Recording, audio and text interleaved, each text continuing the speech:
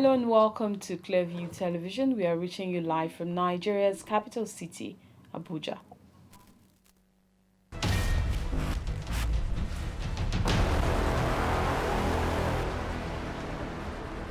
Football stakeholders react to sack of Super Eagles coach Rohr ahead of AFCON tourney in Cameroon.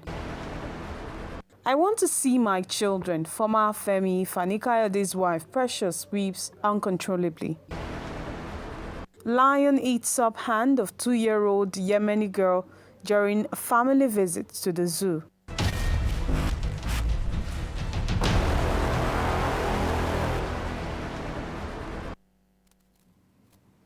I am Prudence Okona with the details of these and more stories.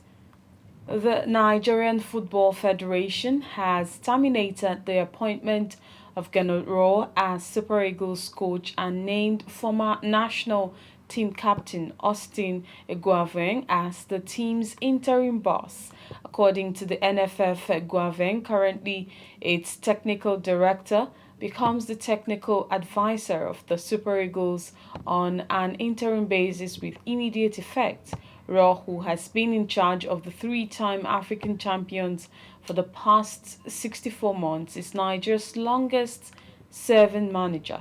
NFF General Secretary Dr. Mohammed Sanusi said the relationship between the Nigeria Football Federation and Rohr has come to an end, thanked him for his services to the Super Eagles and Nigeria.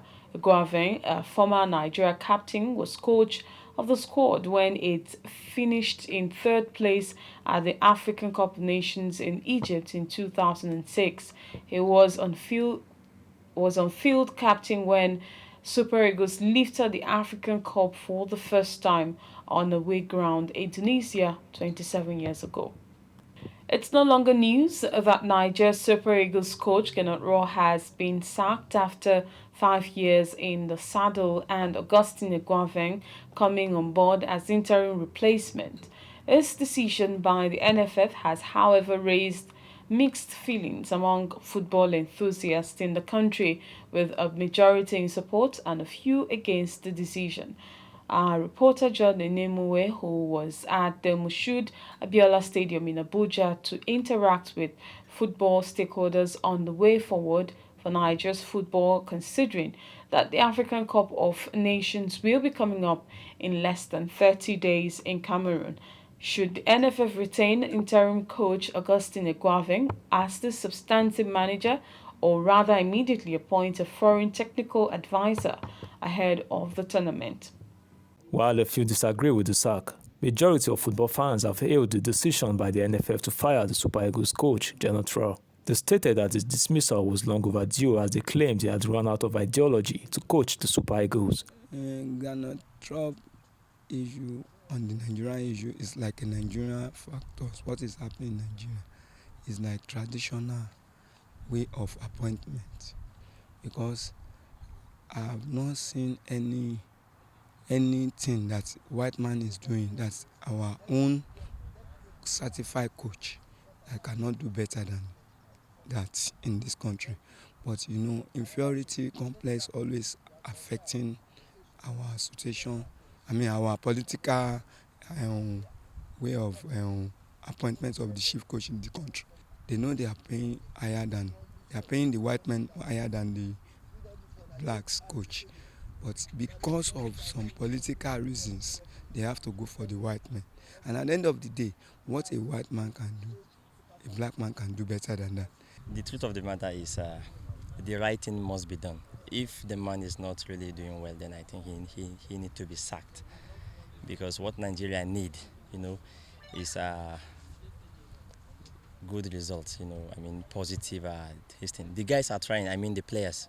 They are trying. Likewise, also the coach too. He did, awesomely well.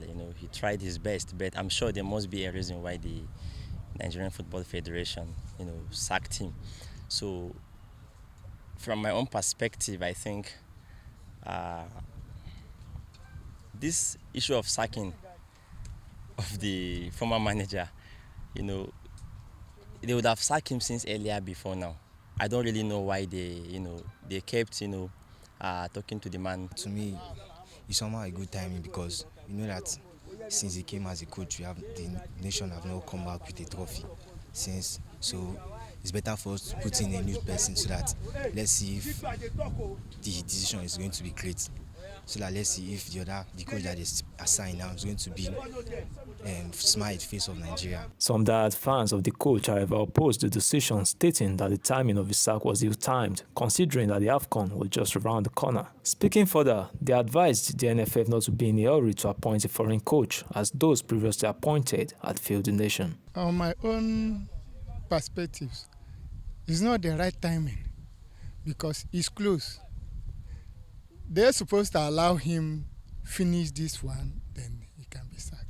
If we are to tell ourselves the truth, we have talented coaches in Nigeria that can handle Nigerian team. It's in abundance now. Superstars are there now. So they have to come home and bring their talents and impart it to the younger generations. And Nigeria has everything that it takes to rule the world as far as sports is concerned.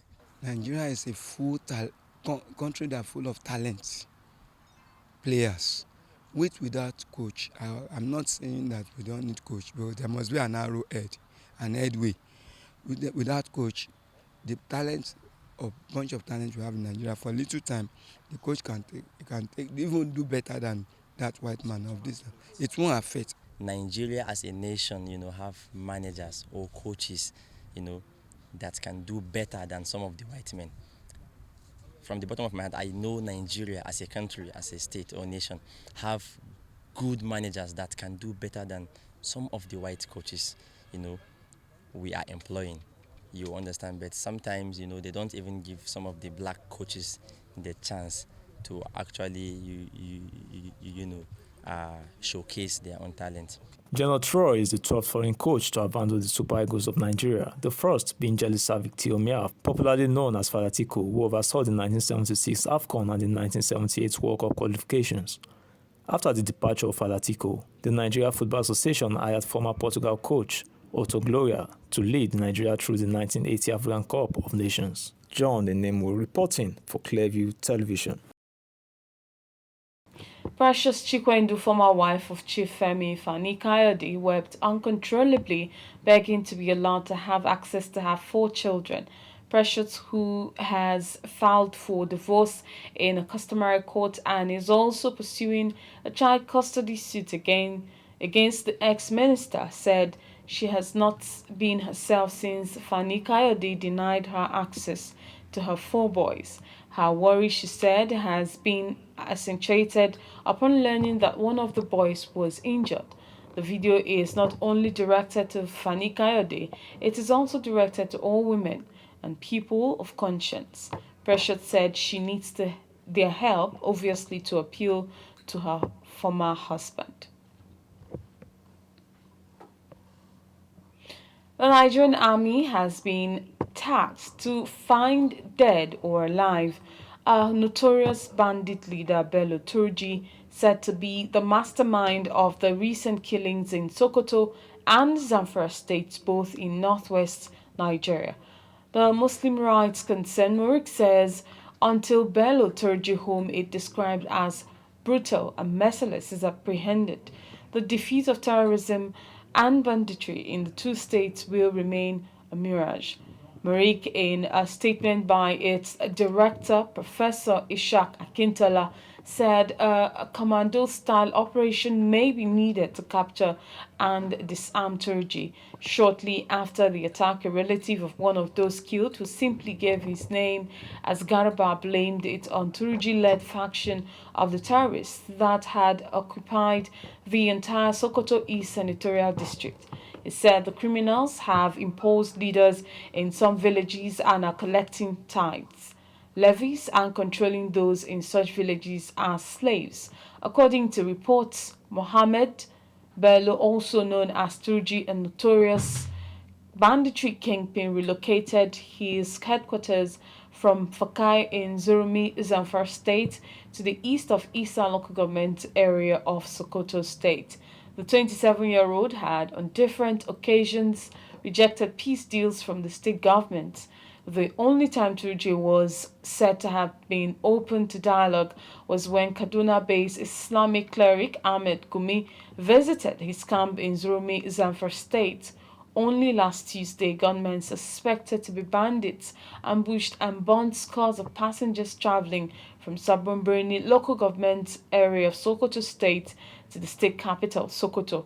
The incident, which occurred at about 9 a.m. in the morning, happened around Gidambawa village where the terrorists blocked the road and set the vehicle ablaze. The Sokoto State Police spokesperson, ASP Sanusi Abubakar, confirmed the incident and that investigation was ongoing to track down the perpetrators. President Muhammadu Buhari, Governor Aminu Tambuwal, the Sultan of Sokoto, Saad Abubakar III, and other prominent leaders had since condemned the gory incident with a call on the army to flush out the terrorists. Goods worth millions of naira have been destroyed in a fire that gutted a section of a shopping complex at the popular computer village in Ikeja, Lagos. The affected building is located at number 18 Otigba Street in the busy hub where mobile phones, laptops, and other gadgets worth millions of naira are sold. According to sources, the fire started in the early hours of this Monday and lasted a few hours before it was eventually put out. Authorities of the Lagos State Police Command have confirmed the incident, although they said they have yet to ascertain the cause of the fire. In a statement hours after the fire outbreak, the police public relations officer in the state, Adekunle Ajishebutu, explained that firefighters raced to the scene as soon as the incident was reported. Brandpreneurs Mentorship Foundation, BMF, also known as Business Minds, has organized a community medical outreach for residents in Jahi Kadokuchi communities to celebrate her end of year party. As entrepreneurs who are also passionate about touching lives positively, BM Foundation decided to adopt a community-based approach this season rather than having an end-of-year party. Clearview TV's correspondent Samuel Bello has the report. As part of its corporate social responsibility, Brandpreneurs Mentorship Foundation put together a special community medical outreach to mark the end of the year, with activities that provide assistance to people that could not access medical services. Convener and founder of BM Foundation, Ngozi Roland Onwegunwole, said no fewer than 250 people were targeted in this phase, which took place at the LEA Primary School in Jai Kadokuchi. Ngozi said the foundation carried out blood pressure tests and deworming with a promise to continue the gesture on a yearly basis. She assured Jai Kadokuchi residents of regular medical consultation, health talks, and dietary programs. The end of year outreach where we have free medical tests, and of course that person will chop now they take drugs. We also want to feed them. We also have clothes and things that could also make their Christmas, because our target for today is 250 people, giving them both medical aid and of course supporting them in other ways we can. Medical personnel and other field workers shed light on what the outreach aims to achieve.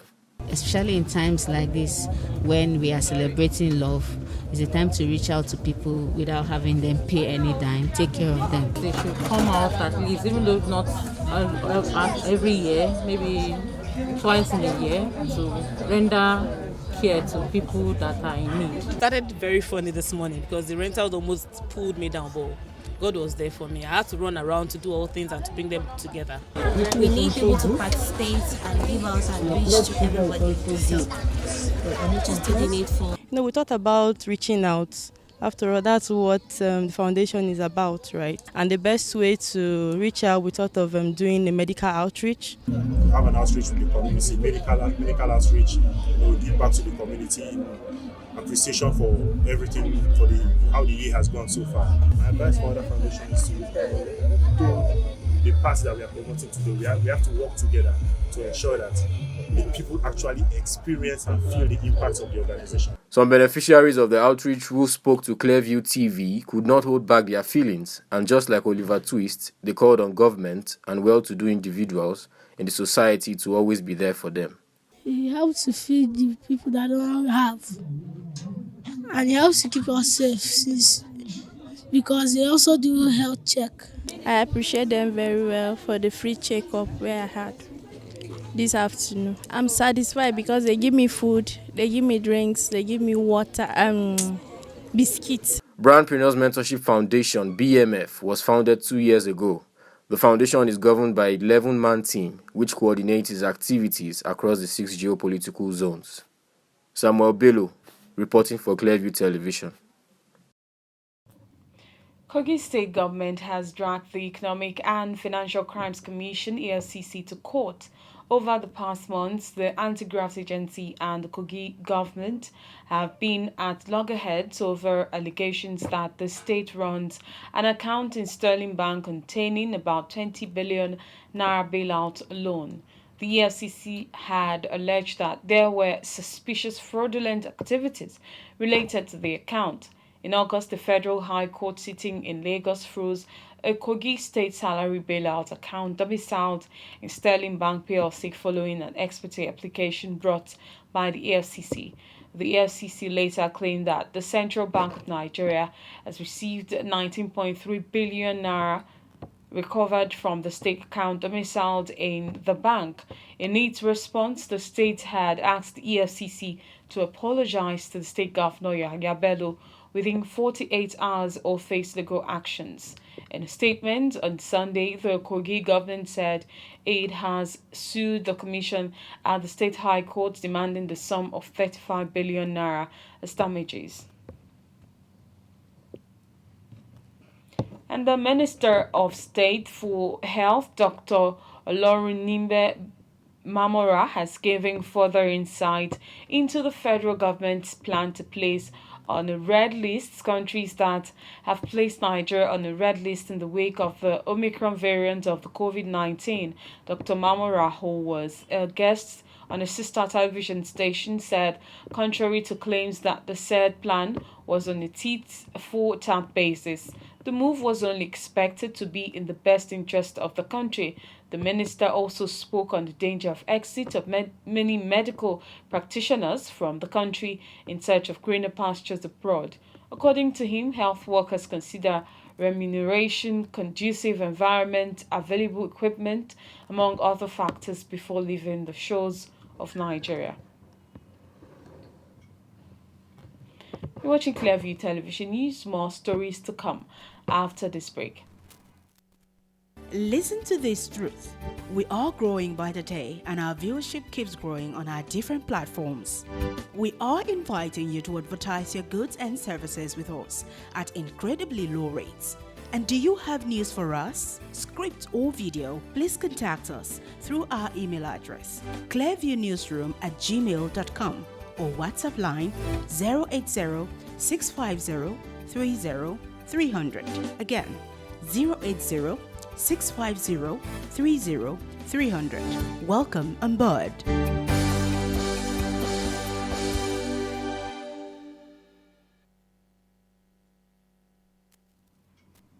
You're welcome back. Retirees of the Nigeria Police Force have renewed their appeal to the federal government to exclude them from the mandatory contributory pension scheme.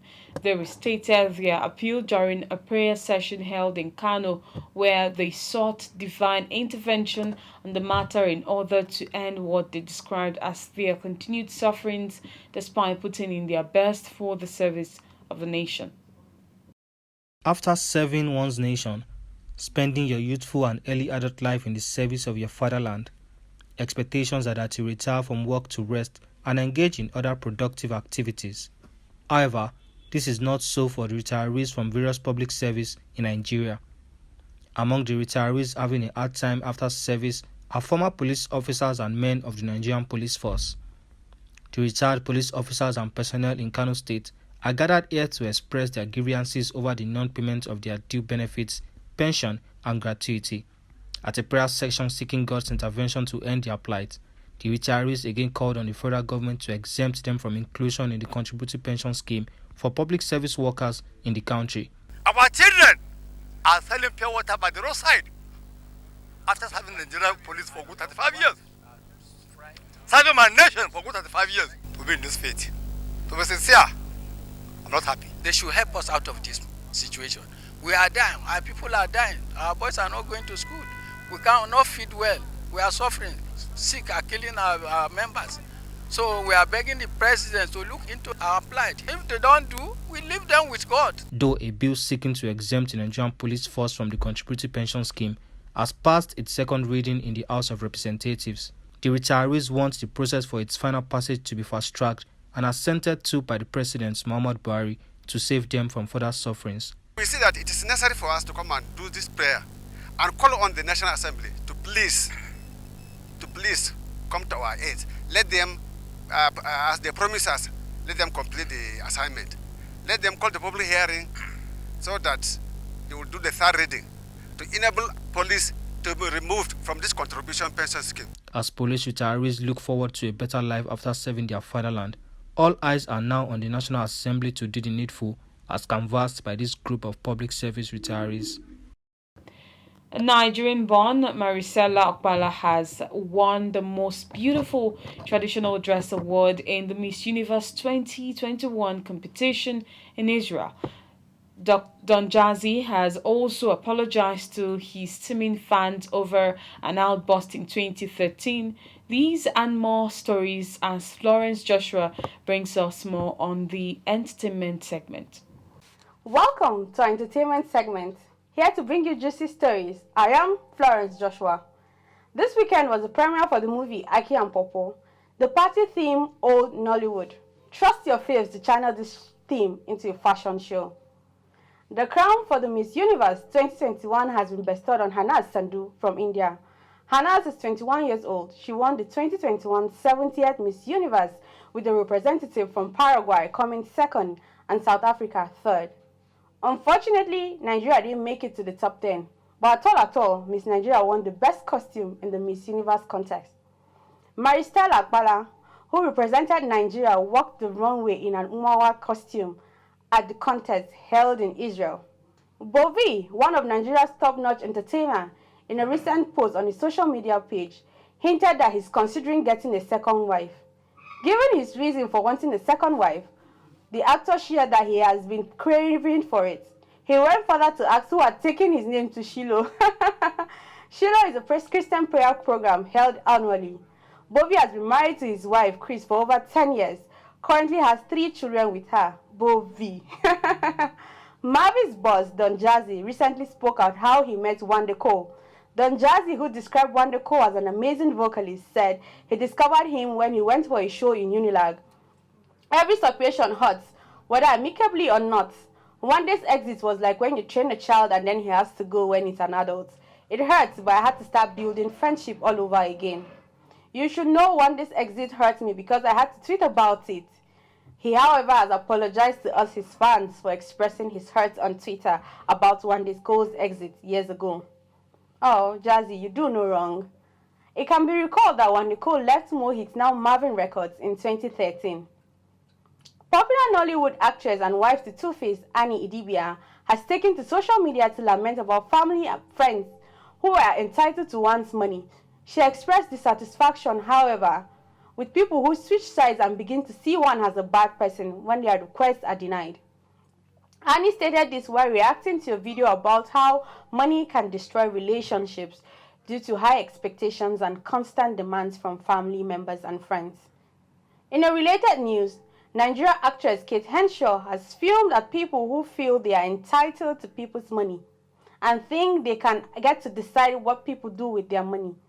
Very annoying. Very. On a lighter note, Nigerian rapper Rema recently put smiles on the face of some of his female fans after he gifted them a whooping sum of 1.2 million naira. Rema extended the gesture in a show of appreciation as he noted that the girls rocked the stage with him, and he was, however, very happy. I am Florence Joshua. Over to you now, Prudence. And on the foreign scene, a 2-year-old Yemeni girl has had her left hand amputated after being beaten by a lion during her family visit to the zoo in IBB Governorate in Yemen. Reports said the toddler put her hand into the lion's cage when the beast beat her hand off. The girl was accompanied by her father, who was busy clicking pictures of her. The girl and her father, who went into a coma after watching his daughter's hand in the lion's mouth, were taken to a hospital.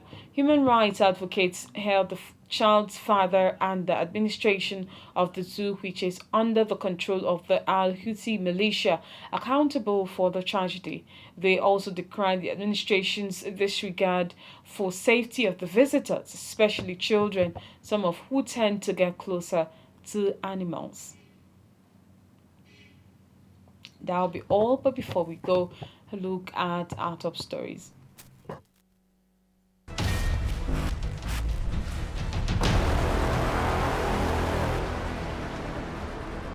With less than 30 days to the AFCON tournament in Cameroon, reactions have continued to pour in following the sack of Super Eagles coach Rohr and the appointment of Augustin Eguavoen as interim replacement. I should be allowed to see my 4 children again, Precious Chikwende, former wife of Chief FANI-KAYODE, wept uncontrollably. We also told you that a Yemeni toddler escaped being totally eaten up by a lion in the zoo. Reports said, however, that she was not so lucky as the beast succeeded in eating up her hand, which she stretched into the lion's cage. The girl was accompanied by her father, who was busy clicking pictures of her when the unexpected happened.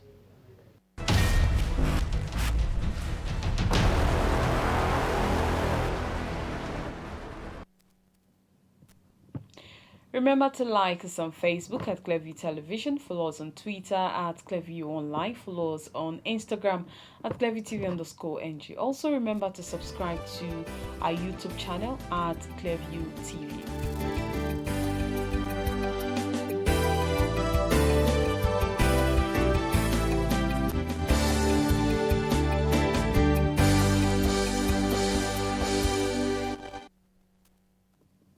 I am Prudence Okona. Many thanks for joining us.